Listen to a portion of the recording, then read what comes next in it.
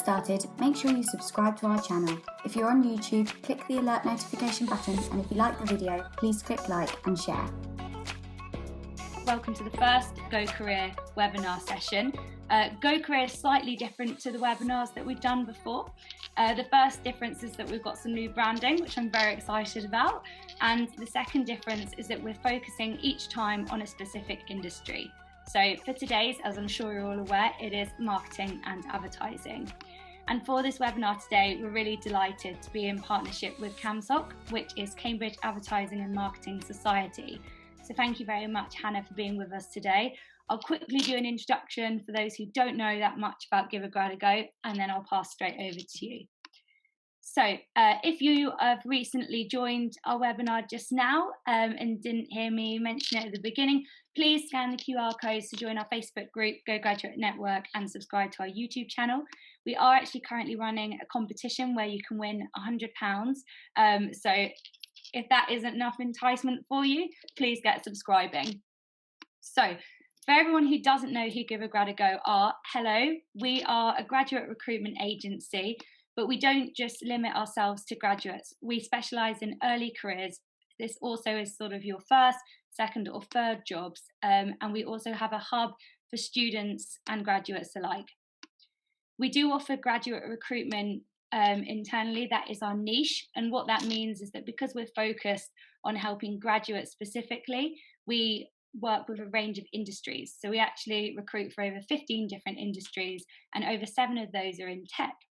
And of course, one of the main ones is marketing and advertising, which I'm sure is why most of you are here today. When you sign up with Give a Grad a Go, we do help you prepare your application along the way. And this goes from checking over your CV to helping you in the actual interview when you are applying for a specific job role, which will be match made for you by our recruiters with our clients. This service is completely free for all of our candidates, and we are happy to connect you to all our employees and our opportunities that come available. So I'll tell you a little bit more about our opportunities that we have at the moment, as well as some of our competitions, discounts and connections at the end of the webinar. But without further ado, I'm going to pass over to Hannah from Cambridge Advertising and Marketing Society for a quick introduction to them. So thank you so much, Hannah, for partnering with us and helping with the promotions of the event. It's been brilliant working with you, and over to you for a quick introduction. Thank you so much, Katie. It's really good to be partnering with Give a Grad a Go for this event, and it's a topic that we're really passionate and excited about, especially because for us it really encapsulates what the Cambridge Advertising and Marketing Society is kind of all about. So our team relaunched the Cambridge Advertising and Marketing Society last year with the aim of kind of inspiring Cambridge students and students beyond that to consider a career in the world of marketing and advertising, but as well in PR and brand consultancy. So in order to do that, we've developed a range of diverse initiatives, which we really believe reflect the wide range of career opportunities which are available for graduates. So for example, we're currently running a really exciting program, which is a brand consultancy program, CamBrand, where students are working in teams to help some of the UK's leading startup companies to develop a brand strategy and marketing campaigns. So Katie, if I could have the next slide, please. So we're also running a lot of events on Zoom like this one, and we'll be focusing on a variety of different topics. So next week, for example, we have 2 events forming part of our International Women's Day series. So on the 8th of March, we have a fascinating panel with a team of Interbrand brand consultancy businesswomen who will be talking about taboo-breaking campaigns that they've developed for the femcare brand Essity. And they'll be talking about questions of gender and identity in advertising more generally. So you can find all the information for that event on our social media and our website shortly. But if you'd like to register in advance, I'm going to plug it here. You can scan the QR code on the screen now, and that will give you an opportunity to sign up early. And I'd like to stress that this is available for everyone, not just Cambridge students. So can I have the next slide? That'd be great, thank you. And in the same week, Friday the 12th of March, we have a really special event with a truly inspirational businesswoman. So Caroline Denzel is a key account manager at L'Oreal Germany, and she's really passionate about marketing, and it's really her kind of passion for marketing and innovation is really infectious. So she'll be drawing on her particular expertise in digital marketing to outline how L'Oreal has maximized the use of digital services and consumer data in the light of COVID-19. And she'll also be explaining how the current marketplace is currently changing with emerging digital trends. So again, I would really urge you to sign up now using the QR code, because the available spaces for that event are limited. So I'll just give you a moment to do that. And hopefully you can sign up now. And then if I could have the next slide. So this is the final plug from me, I promise. It would be great if you could follow our social media accounts and check out our website, where we upload weekly blogs as well on a range of media related topics. And we've also just started a YouTube channel where we have some of the event recordings available. So yeah, without further ado, I'll pass back to you, Katie, and everyone else. And I'm really excited to get this event started. Thank you so much for listening. Oh, thanks so much for the intro, Hannah. Yes, so for everyone, get signing up there. Don't worry if you did miss out on scanning the QR codes. We will be sending over everything in this webinar and more in our follow-up email address. So don't worry too much if you've missed there, because we will be sending it out, as well as the recording for this webinar. I also wanted to note quickly that if anyone has any questions throughout the webinar, please feel free to pop them in the chat box or in the Q&A function. There will be some time at the end of the webinar, sort of especially dedicated to the Q&A session, but please feel free to send in your questions throughout the webinar, and if they're relevant to the topic discussing, we'll absolutely aim to answer every single one in this webinar. And the people answering in this webinar is our amazing panel of guest speakers. So first, I'm going to introduce you to Kit Bienias, who is the Digital Director of Greenlight Digital. Thanks so much, Kit, for being our first introduced guest speaker. I'm not sure if you want to do a quick introduction about what you do to everyone on the webinar before we get going. Yeah, of course. Firstly, thanks very much for having me, guys. I'm really happy that I could be part of this webinar. So yeah, just to give a introduction into who I am. So my name's Kit, as Katie's outlined. I'm a paid media performance director at Greenlight Digital in London, King's Cross. So just to give you a bit of background about Greenlight. So Greenlight are a full service advertising agency. So that means we offer a variety of different advertising services for our clients. So we cover everything from the organic side of advertising to the paid side. So paid search, paid social, programmatic, digital PR, and so on and so forth. So I specifically work in the paid side, and I specifically specialize in PPC and paid social. So those are the ads you see on Google, as well as the ads you see across relevant paid social platforms such as Facebook, Instagram, LinkedIn, Twitter, and so on and so forth. So at Greenlight, we work across a range of different clients from different verticals, including Gap, New Balance, Hubspot, Legal & General, Pfizer Pharmaceutical, who are probably a brand you're quite familiar with on the back of the vaccination rollout across the world. And then in terms of my job role specifically, so I'm responsible for overseeing the strategy and the activation across a portfolio of different clients. So a good example of this would be, so one day we may come into the office, we may identify a channel or platform that may be relevant to our client's specific audience. So for example, we recently identified that TikTok was applicable to Gap, who are a huge retail client. So what we'll do is then essentially put together a proposal and send that across to our clients. So that would include maybe a forecast, for example, which would outline how many impressions or clicks we could drive for our client. In addition to that, how many sales we could drive. Then we would outline where that sits in the funnel, the marketing funnel, whether we just want to drive awareness or whether that we're looking to drive conversions. And then following that, I then have a team that actually manages the activation of those campaigns. So I have a team that will actually set the campaigns up in the relevant channels, and then we'll manage that campaign from start to finish. So essentially along the way, we'll look to optimize the campaigns. There may be certain audiences that may not be resonating with our creatives, so we'd look to sort those out, or there may be new initiatives that we could look to deploy to further enhance our digital marketing strategy. So that's kind of a snapshot of what I do.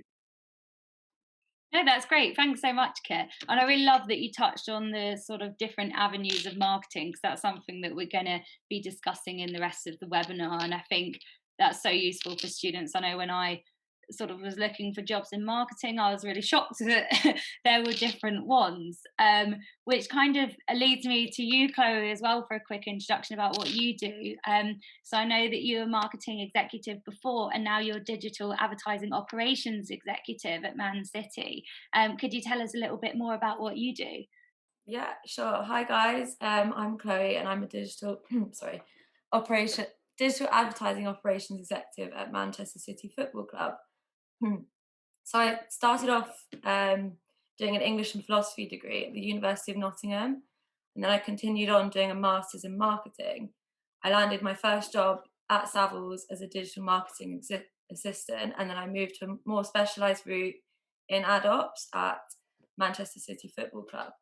So we handle a lot of partners. I don't know if you guys are probably aware of some, ranging from Etihad, Puma, Cadbury, Nissan, and I manage the ad slots on our website. So anything through our digital channels, I'll work with partners and we can see what we can do to improve their digital marketing. So yeah, it covers a range of things. And I did go from a sort of, obviously a completely different industry and from real estate to a football club, but I've kept along the digital marketing route, which has been really helpful since doing my master's. No, that's great. Thanks so much, Chloe. And that's really interesting to know about sort of how you've gone from English and philosophy, which is very content-based writing, to, the digital side. I think that kind of perfectly introduces to our final guest speaker, Olivia Hanlon. Thank you so much for being here today as well. So for those who don't know, Olivia is the co-founder of the Girls in Marketing Instagram page, and she's also an SEO strategist. For those who aren't aware of what SEO is, search engine optimization is a more digital form of marketing, but I will pass on to the expert to tell us a little bit more about that. No problem. Thank you for having me. So hi everyone. I'm Olivia, founder, managing director, Girls in Marketing.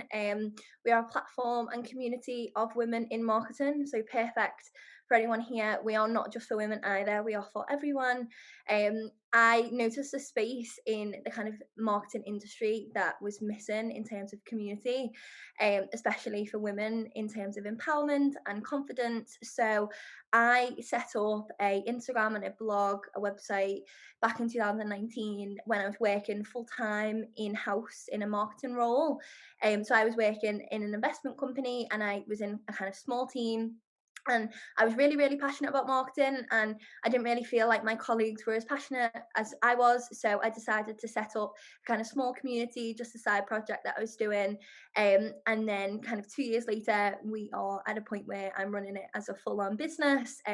We have employees, I have a team, and I also do SEO kind of specialists on the side. I work with e-commerce businesses, so kind of, online stores, that sort of thing, and I do their SEO for them as well as running Girls in Marketing. To be honest with you, life is pretty crazy at the moment, but I absolutely love what I do, and I'm just really happy to be here. Thank you so much. We're really happy to have you here, especially, as you say, I can imagine it's a super busy time at the moment. And really interesting what you're saying about having a team and sort of the difference between, I think, working in a small team at perhaps a startup company to a bigger team. And I know we've had like a variety of company sizes on this webinar. Personally, from Give a Grad a Go on our side, we are a small sort of startup culture. And what that kind of means is I actually sit in the marketing team, so do a bit of content and a bit of digital, but I know it's very different for different companies. So before I sort of ask you guys about what it's like in your companies, what I'm going to discuss for everyone on this webinar today, these points have been given to us. There's a couple more slides on the similar topics. These points are different types of marketing roles, and this is the advice that the recruiters give to the employers and that the employers give to our recruiters when they're looking for a role. So for example, one of the things that employers often ask the recruiters at Give a Grad a Go to look for, or the things that recruiters will tell employers that they should be looking for. So this one might sound obvious because I know it's a bit of a cliche, but good teamwork skills, because marketing personnel will often be working alongside other people in their team, and we'll tell you more about why that is and because of the different types of marketing. So one of the things that they do look for is someone that's got the ability to work on their own and with other teams as well. So I guess I'll target the first question at Chloe, because I know, Chloe, you mentioned that you do a bit of work with some of the partners that you speak to as well, and that's very similar. Give a Grad a go. You know, I'm technically sitting on partnerships, but I work a lot with the marketing team. But obviously, ManCity is a much bigger company. So I wonder if you could tell us a little bit more about that. Well, first of all, I started in March, so it's been a very weird start to a job for me. Like, I've been remote this whole time. I haven't actually met anyone. Yeah. So I think, like, I feel like a lot of people can probably relate that teamwork, especially during the pandemic, you have to be way more on it with catching up with the team and building those teamwork skills from your laptop, which is something that none of us were used to before. So we do make sure that we have regular calls. We have so many documents as well, like what partners want and what we need to provide them. And they also have partnership managers. So I work a lot with those guys and also briefing the social media team. So I can't obviously say from my point of view how it is in the office, but from sitting behind a laptop, I really do try to call in with a lot of people, like messaging, just like dropping people a message, and building those teamwork skills. No, so yeah, it has been quite hard, but yeah. it's No, I think that is really important. But yeah. again, and this sort of goes on to quite a nice question for Kit, perhaps. As a director, if you're going to be hiring someone, or your company's hiring someone for your team, are those skills that Chloe mentioned, you know, reaching out to people and making sure that you're building those communications internally, is that something that your company looks for and finds quite important? Yeah, definitely. I mean, I think it's very much a team sport as such. So I think it's important, you know, you're working with multiple different channels when looking at a whole kind of marketing ecosystem. So you might be pulling in, you know, paid search, you might be pulling in organic, you might have a creative team. And at the end of the day, there's one goal. So you all need to work together to achieve that end goal. So I think it's really, really important to be or work as part of a team. So absolutely, yeah, I agree with that. Oh, that's great. Thank you. And then I guess another skill for teams and just in general as well, as you can see on the slide, is strong attention to detail. It's not good for just the analytical marketing position, but also for the brand and messages. And I think no one better to ask this question to than Olivia. You know, you've created this incredible brand with an amazing following. Do you have any advice for someone who either might be thinking of doing the same or perhaps wants to voice their passion for that in an interview process? Yeah, I think, you know, there's so many ways that you can show that you kind of have attention to detail. Obviously with kind of building girls in marketing, we look at like consistency and stuff like that. And I think that that can definitely relate to kind of CV and then go into an interview in terms of consistency, like making sure, you know, you understand your CV totally, whether if you've put kind of some skills on there or you've put some experience, make sure that you know and you remember that you've put them on. I speak to quite a lot of people all the time about CVs, and I say, oh, so this is on your CV, and they're like, oh, I didn't even know that that was on my CV. So I think that that consistency across going to an interview and understanding, obviously everyone knows their experience, but when you get to an interview process, it can be quite scary. So just really knowing everything you can about yourself, which is something that a lot of people just assume is easy to talk about, but when you're under pressure, it's not that easy. So I would definitely say keep consistent and just really hone in when you are in these kind of interviews so you know what you're talking about, really. No, I completely agree, and we get quite a lot of feedback from our recruiters that are viewing hundreds of CVs a day, and it sounds very obvious, you know, keep everything on your CV the same, but quite a lot of people might forget to update perhaps their LinkedIn profile to what's on their CV, and sometimes that is a thing that employers are really looking for. So it's very important to look for that. Oops, I'm scrolling through this way too quickly. So the first type of marketing role that we wanted to discuss, sort of individually opposed from in a team, is what you need for a content marketing. So for those who aren't already aware of what content marketers do, these are the people that are writing the I guess the bulk of the content of what is being produced. So this could be anything from social media posts to blog posts to actually writing the entirety of a website perhaps. And Hannah, I don't know if you've got anything to add to this, because I know that Cambridge Advertising and Marketing Society, they have a great amount of blogs. You've got your new website as well, which must have taken a lot of work to do. So are there any skills that you think that your team or yourself have gained from doing that would be relevant to a role in content marketing? Sure. Well, I can't take any of the credit at all for the blog or the website. That all comes down to our webmaster, our brilliant Sophie, our webmaster. But I would say that definitely in terms of what I've learned from working as a team as part of the events, as the head of the events team, is that absolutely I can just go back to that question of teamwork, that has been a really relevant skill. And in general, in my degree, I study languages, so I write a lot of essays. And I think that absolutely kind of being able to write and also kind of summarize information really quickly could be an important skill. Obviously, I'm not in the market yet, so I can't speak for that. But I think that will become a relevant skill in the future, because a lot of content creation, I guess, is down to kind of choosing the key details. Yeah.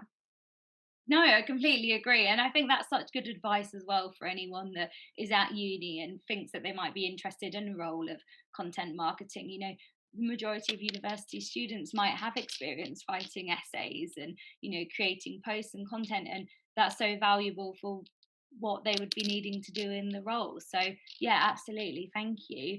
And there's a bit of information on here that we've been given as well about content SEO skills, because quite often it's not just about writing a blog and making it sound nice and entertaining. It needs to look good to Google. It needs to look good to the systems who you're trying to impress. And that is a weird and wacky technology way of working now. And I've definitely learned a lot from being in my role about SEO. And I know, Chloe, you work with SEO strategy, adding keywords in, etc., on a day-to-day basis. So do you have any more information about what that's like? What do you do day to day, and how do you build SEO? So I'll go back to my role with Savills when we used to have to write the blogs and upload them onto the website. I was predominantly web team, and I think it's just mainly fitting in the keywords that you know are going to pop up on your like Google listing. I don't know if you are familiar with Google Adwords, but that's something that people might stumble across in their marketing role. And it's just basically getting all the keywords into your blog in the most discreet way without being like really obvious. Sometimes our web pages, when we build them, have like a keyword feed, like backgroundy sort of page where you can put them all in, and it might actually help filter it out on Google. But yeah, when you're writing a blog, I'd say the most important thing is just to fit in all the relevant words that you can, that you know people are searching for. For example, if you are selling a house and you're writing a blog about a certain house, you put in the name, you put in the location, description, and you know if that's what people are searching for, that your blog is going to come up first.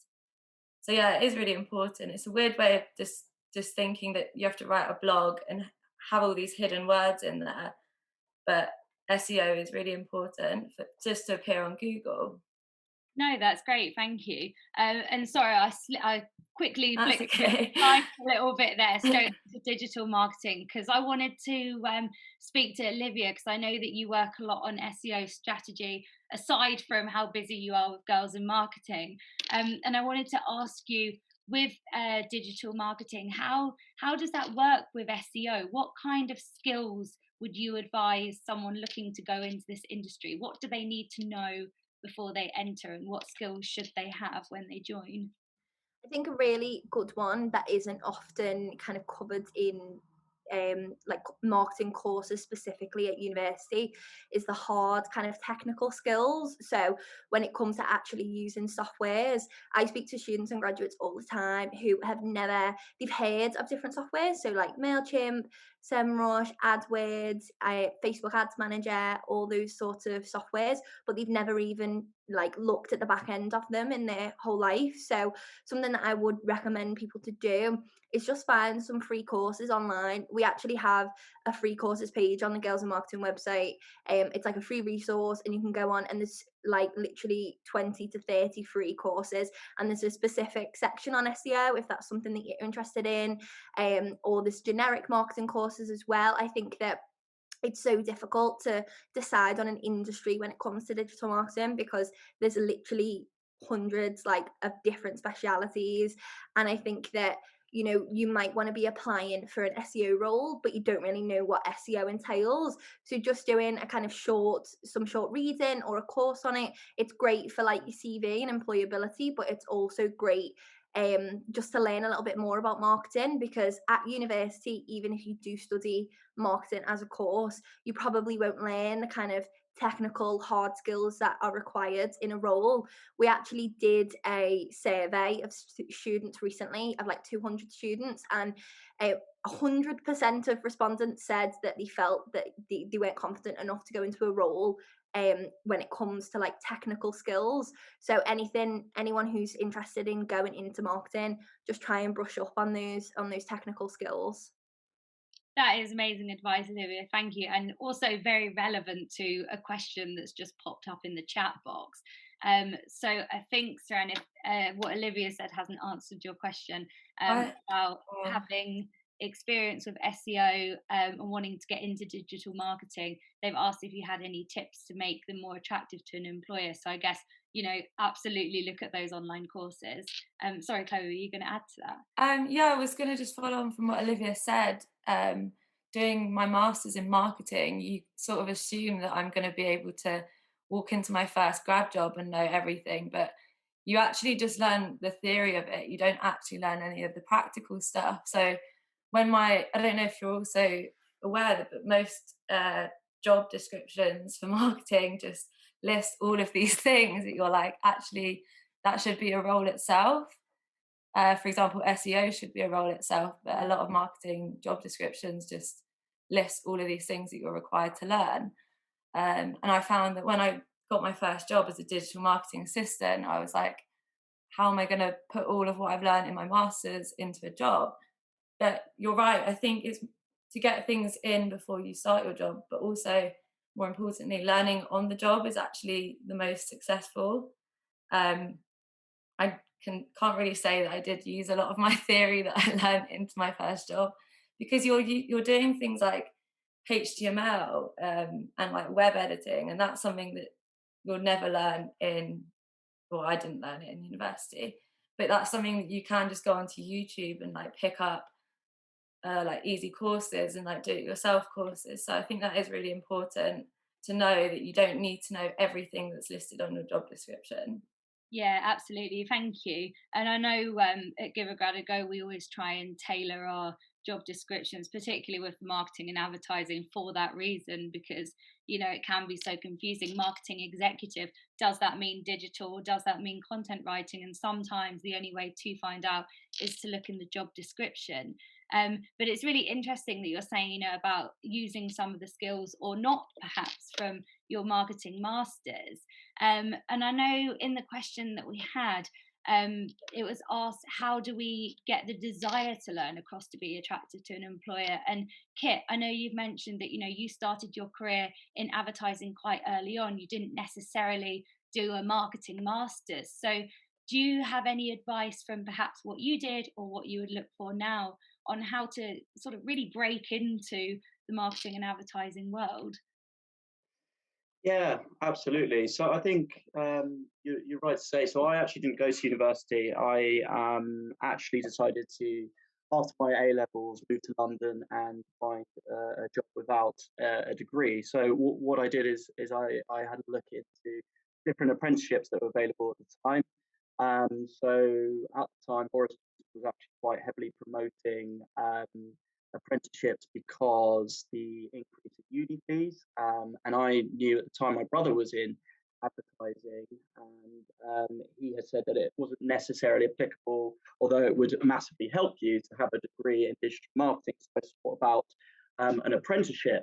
And at the time, I found a company called Denzel Aegis, who are a huge global network, and I was able to actually break into the industry that way, so without a degree. So I'm actually a bit different to people on the call who have obviously graduated from university. I actually chose to go down the apprenticeship route, and at the time I was studying for a diploma as well as doing my job. So I did 4 days working on the job and learning some of those practical skills that perhaps you don't learn at university that we've discussed, but at the same time I was still working towards a diploma in digital marketing. So that's how I sort of broke into the industry myself. No, that's really interesting. Thank you. And they are, in fact, one of Give a Grad a Go's clients. So if anyone is interested in breaking into the industry, definitely come to us and we can help you there. As I mentioned before, we do help students, graduates, and early careers job seekers. So it's not just our services won't just be relevant to you if you've graduated. If you're a job seeker or student as well, please do get in touch. And I've just slid back quickly to our social media marketing slide, which I skimmed over before. So there's obviously, as you can see, a few skills here, but I think as we've had quite a few questions come through already, I'm just going to direct some straight to you guys being the experts. So Olivia, I guess perhaps the first question could be pointed at you.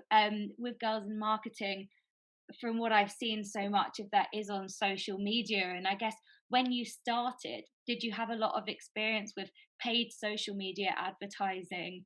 Or is this something that you've ever done, in fact?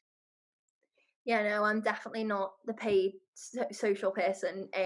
We grew completely organically. And I would say, if anything, like, I promote organic. I know that paid social is amazing, and I've worked within teams that use paid social, but I would say my kind of speciality is organic, so like SEO and kind of social, but from like a community building perspective. So yeah, I'm not really the person to talk to when it comes to paid social, to be honest. No, that's absolutely fine. I know, Kit, you've sort of mentioned earlier that your company works in both categories sometimes. Do you have anything to add on there? Yeah, so I specifically work in the paid sides. I think everything that's done on the organic side is great.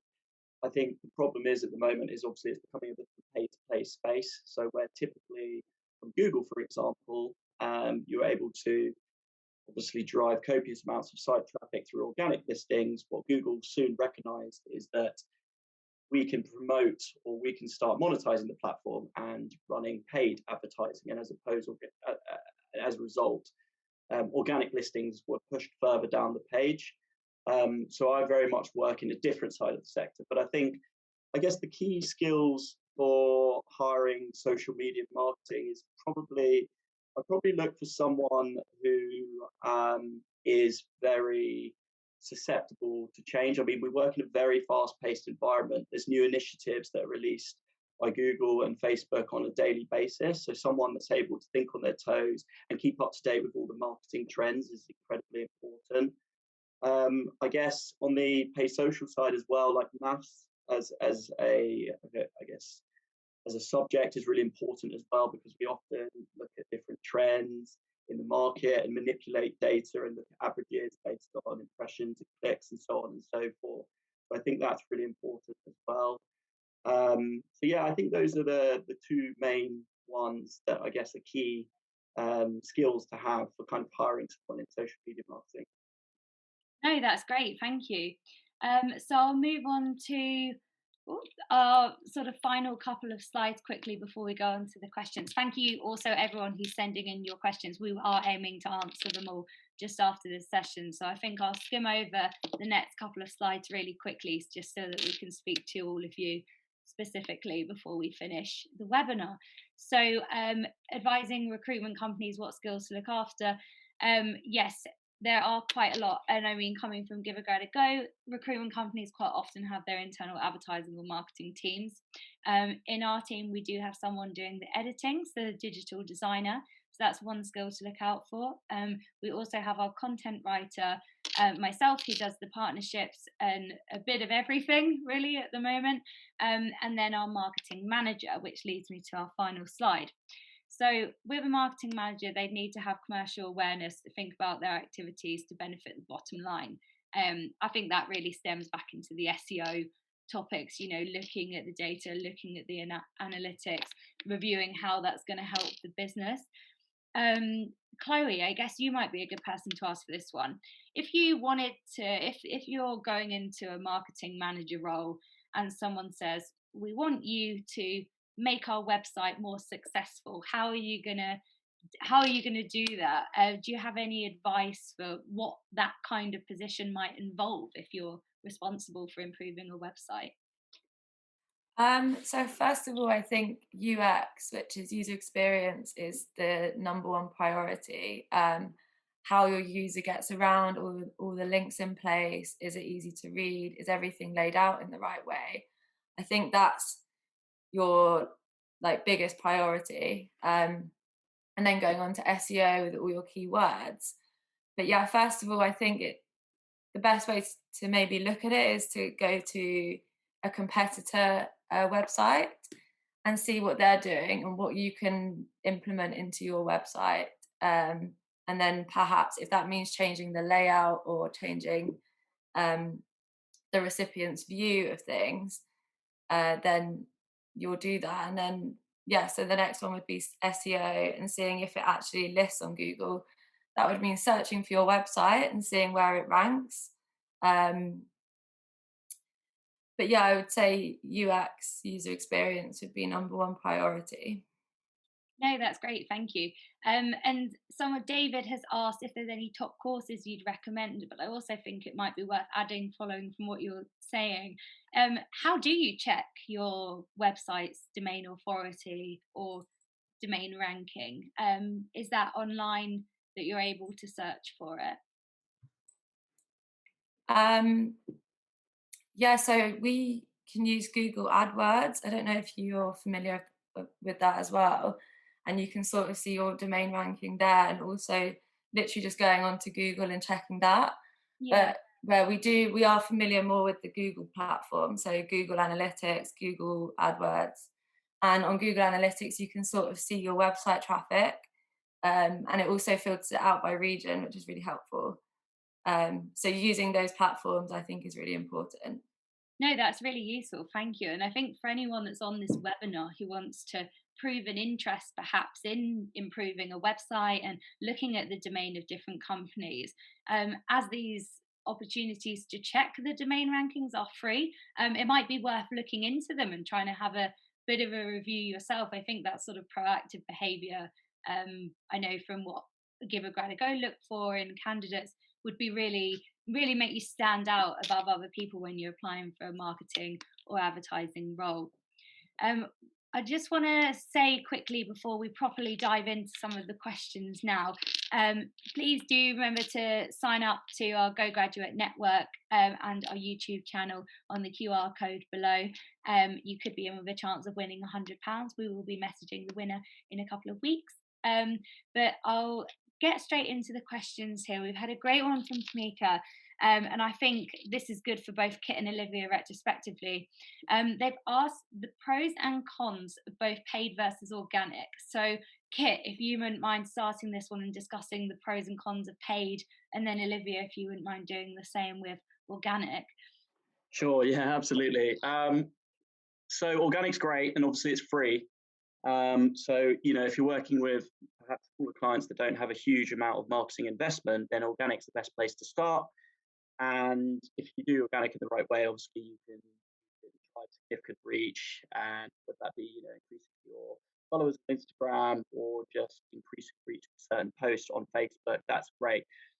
What's happened over the recent years is that it has become a pay-to-play space, as I spoke about earlier. So what the major tech companies kind of acknowledged is the fact that they can monetize their platform and drive heaps more revenue to their platforms through monetizing the likes of Facebook and Google.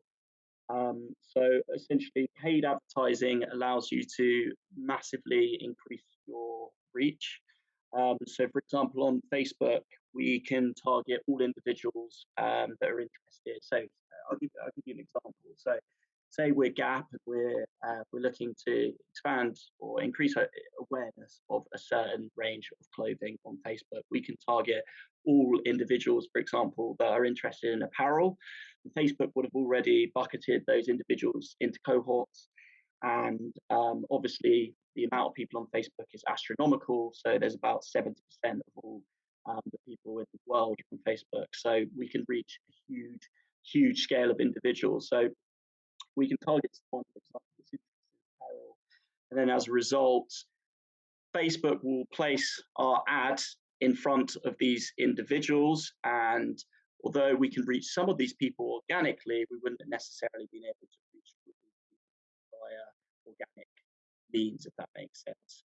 So the caveat there is obviously you have to pay to amplify your content to these individuals, but the benefit there is you get to reach thousands and thousands and thousands more people. And obviously, if you want to compete with large corporate businesses who are investing loads into the paid space, then this is probably the most viable way of doing so. Yeah, I guess that's my stance on it. No, that's great. Thank you. And yeah, Olivia, really excited to hear the sort of other opinion there on organic marketing. I mean, I'm sure there's a lot of pros to both of them, but yeah, if you wouldn't mind sharing some of your thoughts on the pros and cons with us. Yeah, no, I think, paid is great, and there's definitely a lot of pros to it. I'm not against it at all, but it's just something that I'm particularly passionate about. And to be honest, some of the clients that I work with don't have a small budget. Like, they put a lot of money into paid, but they also acknowledge the kind of longevity of SEO and the longevity of organic, because you can put paid advertisements out there, but as soon as you stop a campaign or you take a campaign down, it's gone. And I think with SEO it's different. Like, obviously you can put money into SEO and you can hire someone to do that for you, or you can, you might want to go into that as a marketer. But if a company stops it, obviously it will kind of decline over time. Authority will decline, but it's there for a lot longer. So I think that people are understanding that we've got to kind of pay now to be higher in the rankings, but ultimately there is a really high return on investment for organic as well. I'm just particularly passionate about it. I don't want to feel like me and Kit are in a feud, but I'm just really not at all. Just recently I've been working with a client, and they're like an e-commerce store, and they're completely online, and they've transitioned online since kind of COVID and everything, and they do so many PPC and paid ads, social ads and stuff like that, and they have like specialists in each area, which is great. So they have some in-house team, and they also have some freelancers like myself, and their return on investment for February was literally £42,000, and they had, considering like compared to what they were paying me, that was like really worth it for them. Equally, they made quite a lot of money on paid social and PPC, but I think it matches together really, really nicely. So I think if you're a good sized company and you've got the budget for it, definitely people should be putting budget into everything. But I think one of the issues mainly is that, especially kind of people who are hiring right now, they look for students and graduates who do have experience in different areas. I know one of the questions is just asked about how to get experience in like the industry, and I think one big thing that really helped me was to create your own experience. Like, don't necessarily go out there and volunteer for different companies. Whilst that's great, I think that you're limiting yourself, because you're working under their roof and under their rules. Something that I have been doing since I was 15 is writing a blog, and that has made me so much more employable just going forward. And even just doing, like, I started a society university again, like I did the social media for that. Like, I think it's about getting involved in all these different areas and doing all these different things, writing for like online publications like Give a Grad a Go, because I know that you guys are running that thing at the moment. Thank you for the plug. So they really do help. Like, they do make you more employable. And something that I always try to put across to people in the girls marketing community and beyond is to just put yourself out there. Like, write pieces online, or like reach out to other people, do some freelance work. If you've got some skills and knowledge, like reach out to people. Like something that really helped me, I landed a grad job before I even graduated, and that's because I spent the entirety of university just creating opportunities and putting myself out there, whether it's just being present on LinkedIn, whether it's writing blogs, writing for publications, or literally anything. There's so many different things that you can do, and it's not just about internships or going to different employers and volunteering with them, because that is great, but that's limiting because not everyone has the availability to work for free. Like if you're creating something yourself, you can be proud of it. And I know that there's been so many people in our community at the moment who have been doing that, creating Instagram pages, creating blogs, and it's so nice to see because these people are going on and they're getting jobs because employers really appreciate that. Definitely. No, I completely agree. I would. Sorry, Katie. Sorry, Katie. Yeah, just to add to that, I completely agree. Like, there's twofold elements. So just pick up on your first fold. Like, I think like the most coherent marketing strategies encompass both PPC and organic. So, for example, we've recognized that in some instances we don't need to bid on certain keywords, for example, on Google, because you may already rank in position 1 on Google, and so you may just be paying for someone to visit your site where they already would have visited your site for an organic listing. So the most effective marketing strategies definitely take into consideration both organic and PPC. But just to add to your second point, Olivia, as well, I think it's incredibly important. I was going to mention something similar as well, to kind of create some form of portfolio or some innovative thing that you've done yourself. So when I was interviewing for jobs, at the time, I had put together a blog. It was on dance music, and I was doing it with one of my friends, Sean. We had a whole website, and this was quite a compelling, I guess, initiative that I could use in interviews. It would help to show that I was sort of innovative and had some portfolio of my own. So I would really, really recommend anyone that's interviewing for a job in advertising in general to kind of create their own portfolio, whether that be a website, a blog on WordPress, or even if it's just an Instagram blog, for example. I think that really does set you apart from other people that may be interviewing for the same position. So I think that's really, really key what you said, Olivia. No, that's absolutely brilliant. Thank you both so much for sharing all those ideas. I think even just people that have taken that small step to join our webinar will get a lot of experience and knowledge just from hearing the discussion today, that I think is extremely valuable from looking for a job. And it kind of ties in quite nicely with a really good question that we've had, and I think this question is perfect for Chloe. Someone's asked, and it's a very blunt question here to the point, do you think getting a master's in marketing is crucial, and do you think it's the only way to get a role in marketing? I mean, we've heard from Kit that it's not, and Olivia, I'm not sure what you studied at university, but yeah, well, we know from one person here that it's not. So what having done a master's in marketing, what is your opinion on that?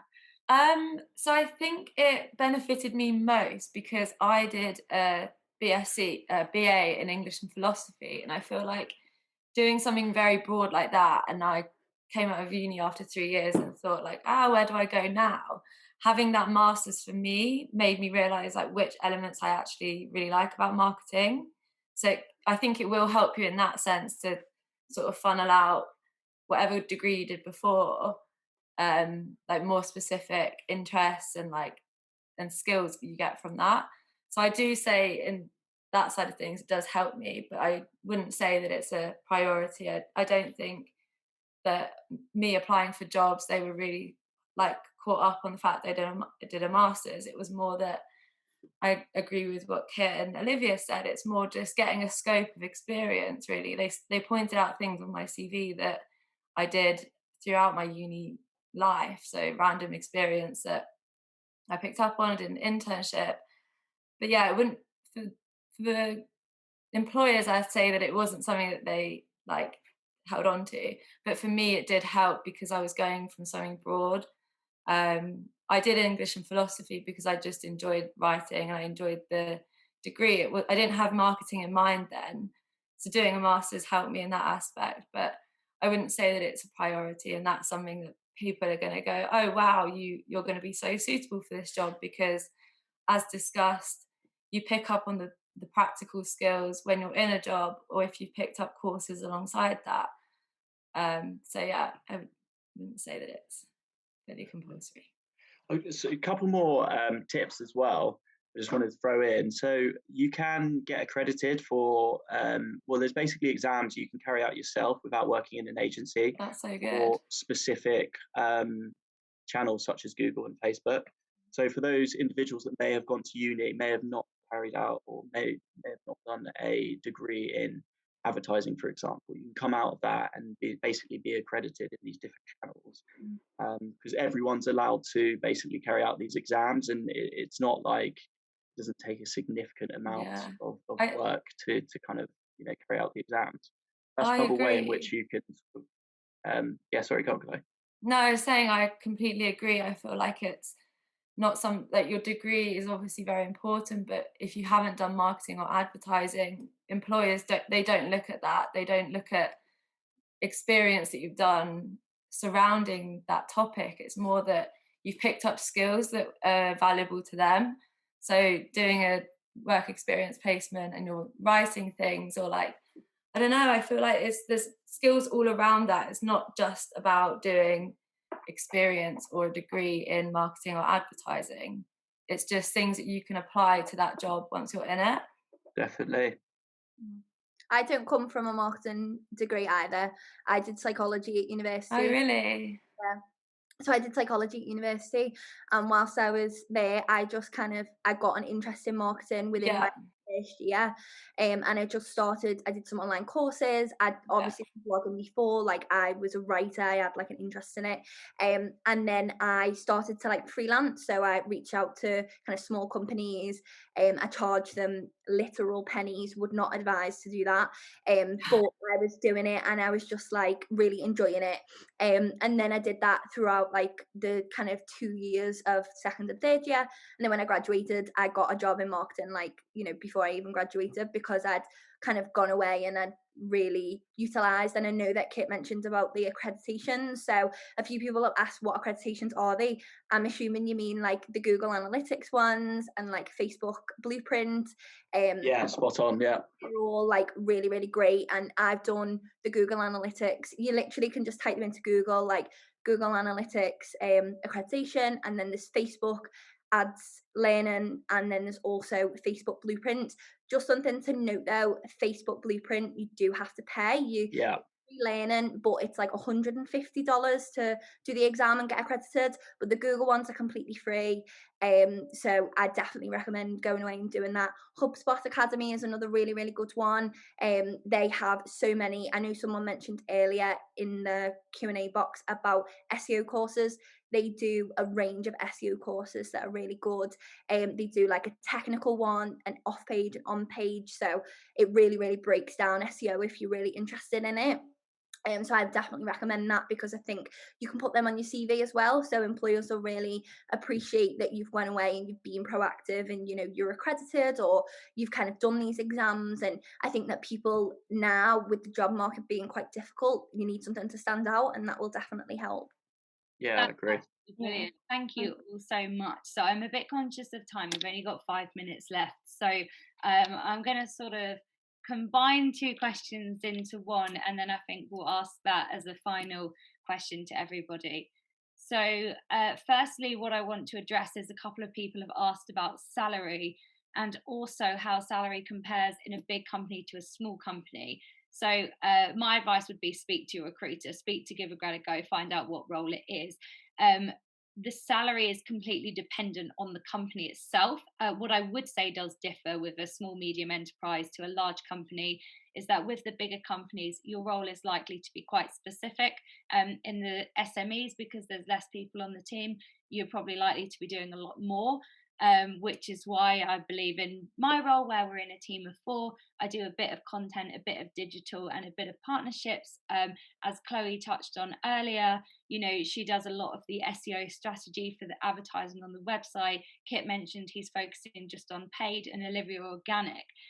But what I want to pose to the panel is, somebody has asked how much room there is to potentially grow in a marketing role. And I mean, all of your stories are absolutely incredible. All the experience that you've done is fantastic. So to sort of finish off the webinar, I think it'd be great to hear from everybody where you started and how you've grown into your current role.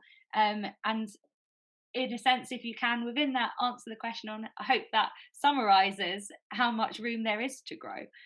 So perhaps Chloe, if you wouldn't mind starting. Yeah.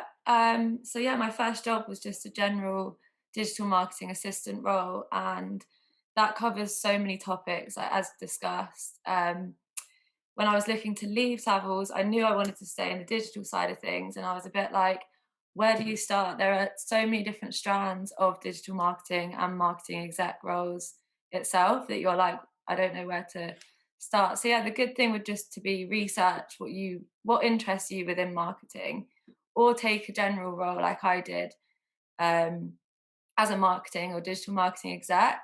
That's a good start, I think, for like if you aren't very sure. So yeah, then I took my next job in digital ad ops, which is a bit more specialized.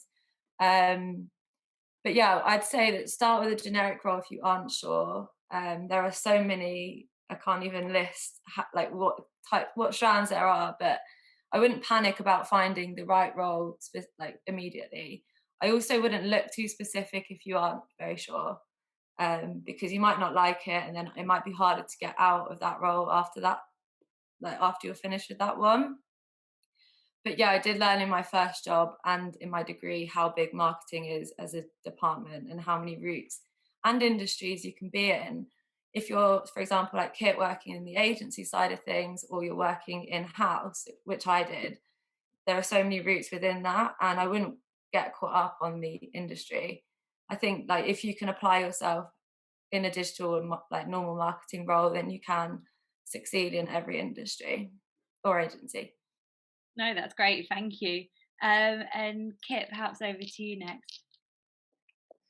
Yeah, so I actually started work at a huge global network called Denzel. So they have offices all around the world. But I think Katie's kind of hit the nail on the head. So I was very much siloed to a specific type of media, and that was the paid side, but specifically PPC. So I was doing PPC through about 3 years. But I guess the benefit of working at a large global network was the kudos was ridiculous. I'd probably say the salary's less, but the kudos was ridiculous. We were going to parties with celebrities such as Dua Lipa and all this random stuff, which was amazing because at the time all my mates were at university. So I really enjoyed the party aspect. But my advice to you guys would probably be, if you are looking for a grad scheme, try find a grad scheme with a 6-month rotation. So then you can rotate between different channels or different areas of marketing. So maybe look for huge networks that offer full service channels, and then see whether you can get a rotation. So you could do 6 months in organic, for example, and then you could do 6 months in the paid side, and that could specifically be 3 months in display and then 3 months in PPC, and then you could move into print, or then you could move into TV, and then you really start to understand, okay, what is it? What parts of the industry do I really, really like, and what parts can I really excel in?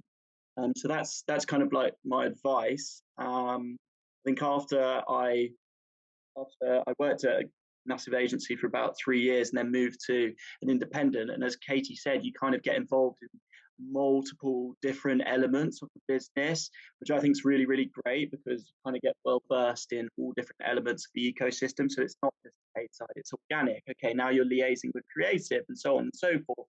And you really start to understand a more holistic view of the marketing funnel, I guess. So yeah, that's kind of me. But I think if you're a graduate looking for a graduate scheme, try find a graduate scheme with a rotation. No, that's great, thank you. And then finally, Olivia, if you've got any advice for how to grow in a career in marketing and how you did that. Yeah, I definitely think all the advice is, great, and not kind of narrowing down a niche too quickly is good, because there's so many different elements, literally I'd say hundreds at this point. Like there's always a new like job title, and something that you might not even think is marketing, or it like sits under a marketing umbrella. One thing just to note as well is that smaller companies, it's most likely easier to progress rather than kind of larger corporate companies, only because they mostly have like a HR process in place where you've kind of got to do certain things, like hit certain targets, and you've got to go through management to be able to work your way up. So I personally, from like my experience and kind of talking to a lot of other people, they tend to move up in terms of wage and in terms of job title quicker for like SMEs, smaller businesses, agencies, that sort of thing. But obviously that shouldn't always just be a goal, is to solely, you know, always be about the money or about the job title. But it's just something to bear in mind, because I think that sometimes with bigger companies, you can, if you don't really enjoy being a kind of cog in a big machine, then you don't really appreciate how that works. But some people enjoy that. They enjoy, you know, having a certain role, and they enjoy having that name and working for that company. But you equally have to think about, before you kind of make the commitment to work for a role, if it's going to work for you, how you work, you know, whether you want to be working directly with a CEO, or whether you want to be just working with like a manager. That's something to always consider before kind of applying to roles, and before getting yourself invested in a certain company as well. We see so many people really invested in kind of fashion companies at the moment, like working for big fashion companies. And I think that it's great if you're interested in that, but definitely consider what that is going to like entail, and if if that company aligns with your values as well. Like that's definitely something to ask in an interview, like what are the company kind of missions and goals, and what or can you align that with yourself. And something that I take whenever I'm hiring for girls in marketing is always having their values align really closely. And that's how I found, like, we're only a small team as well, there's only 4 of us, but the team is like really close knit, and we all align really well with each other, because we made sure that when we were hiring, that we got someone who was really in line with us. So definitely consider that when you are applying for roles and at interviews. No, that's absolutely brilliant. Thank you all so much for being here and sharing all of your knowledge. I found that really interesting, and I hope that everyone on this webinar did as well. Just really quickly before we finish the session, just a reminder again, please join our Facebook group, Go Graduate Network, and subscribe to our YouTube channel for the chance to win £100 in our most recent competition. We also have a lot more opportunities, discounts, including our content guest blog program. Thank you, Olivia, for mentioning that earlier on in the session. Again, there's a competition in with that, and a great chance to build your experience there with blog writing and content writing. And of course, please connect to us on social media.